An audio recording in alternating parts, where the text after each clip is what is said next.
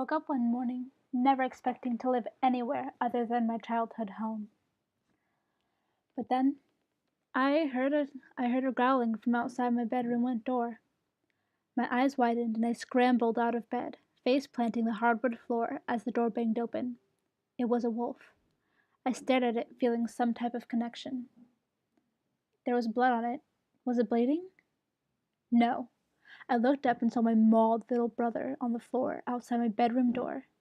I looked at the wolf and its golden eyes, its black fur making its eyes pop. Then I realized its tail was soaked in something.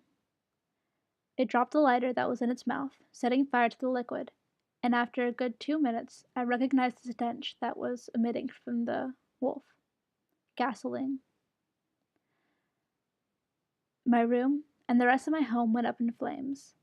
Luckily, I was on the first floor, and my mother, since it was spring, insisted that we leave the windows open.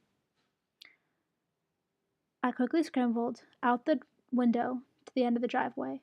I watched in shock as the flames consumed my house, the flames licking up the side of it. My hand held the jade pendant that hung around my neck. Suddenly, I felt my vision go dark, and I was falling, down and down, until I felt a heavy weight on my chest. What? I asked. My eyes fluttered open, and I realized I wasn't in my neighborhood anymore. I was in some underground facility, and atop me was the wolf. Ah! I screamed and jumped, but I didn't get anywhere. The wolf was too heavy.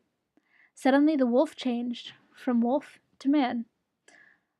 Of course, he happened to be my age, so I simply stared at his tan skin, dark hair, and golden eyes. He's cute. He wiped the blood off his mouth with the back of his hand, and he looked at me intensely. I melted on the inside. And at a look from the guy who won my little brother, and probably the rest of my family, but it didn't cross my mind at all. He got up and winced, and I immediately saw what was wrong. "Let me help you." The words flew out my mouth instantaneously as I looked out the wound in his glorious side. I reached out to touch him, and suddenly my hand passed through him as if he were a hologram. Everything around him started falling away into darkness until the only thing I could see were those golden eyes. I gasped, sitting up quickly in my bed, heaving great breaths into my lungs. "Are you okay?" Anthony rushed to my side like he always was, looking up at me with beautiful blue, worried eyes. I nodded, still trying to catch my breath. He waited as I calmed down, holding my hand. When I caught my breath, I told him what I had seen in my dream. He listened patiently before remarking, "Looks like we found another one." "Another one?" I asked, sitting up. I peered out the window of my bedroom and gasped. Oops. Gasped. Oh my goodness. You know what I mean? Because I saw familiar gold eyes staring at me. It was a duck sitting on my windowsill, with gold eyes. I released a breath, realizing it was neither the man or the wolf. "Yep," he replied, reaching out a hand to help me out of bed. "One came in last night." I sneezed. Something got fire. The whole house burned down, and for whatever reason, no one could escape. Some magical force kept him trapped inside.